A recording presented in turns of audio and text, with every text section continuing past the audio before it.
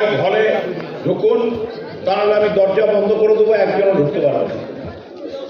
একটা সরকারি কর্মচারীদের ডিসিপ্লিন অর্গানাইজেশন, আপনারা যদি ডিসিপ্লিন মেনটেন না করেন তাহলে এরা কারা? পশ্চিমবঙ্গ রাজ্য সরকারি কর্মচারী ফেডারেশনের প্রথম জেলা সম্মেলনের মঞ্চে উঠেই সংগঠনের নেতৃত্বদের চরম ভৎসনা করলেন রাজ্যের জলসম্পদ উন্নয়ন মন্ত্রী তথা সংগঠনের রাজ্য কমিটির চেয়ারম্যান ডক্টর মানস ভূঁইয়া। শনিবার মেদিনীপুর জেলা পরিষদ হলে অনুষ্ঠিত হয় সংগঠনের প্রথম জেলা সম্মেলন। সেই সম্মেলনে উপস্থিত ছিলেন মন্ত্রী মানস ভূঁইয়া। তিনি হলের মধ্যে ঢোকার আগেই দেখতে পান হলের বাইরে সংগঠনের সদস্যদের ইতস্তত ঘোরাফেরা করতে, আর তাতেই চটে যান তিনি। মঞ্চে উঠে সংগঠনের জেলা সভাপতি শীতল বিদ সহ জেলা নেতৃত্বদের ভৎসনা করে বললেন, এরা কি মেচো মার্কেটের মেম্বার নাকি?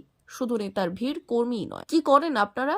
একটা সরকারি কর্মচারীদের সংগঠনের কোনো অনুশাসন নেই। তিনি ধমক দিয়ে সব কমিটি ভেঙে দেওয়ার কথাও বললেন হুমকির সুরে। এই সংগঠনে কোনো ফক্করই চলবে না। এরা কি মেট্রো মার্কেটের মেম্বার নাকি? মিনিমাম ডিসিপ্লিন যারা মেনটেন করতে পারে না যে সরকারি কর্মচারীরা, আমি বাংলার প্রত্যেকটা জেলায় কনফারেন্স করছি, এরকম ডিসিপ্লিন কোথাও দেখি কোন জায়গায়? মোস্ট ইনডিসিপ্লিন এই ডিস্ট্রিক্ট। নেতার বেশি ভিড়, কর্মী খুব। সুনীল কোথায়? সুনীল কুমার। এটা সরকারি কর্মচারীদের ফেডারেশনের আপনারা সদস্য, ব্লকে কি উল্লঙ্ঘনিত্য করেন আমি তো বুঝে গেলাম।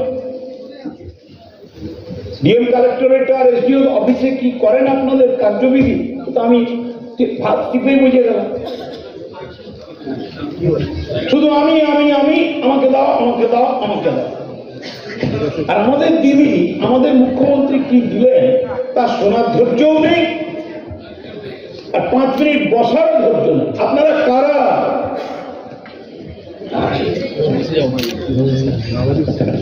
আমি এরকম সংগঠন চাই না। শীতলবি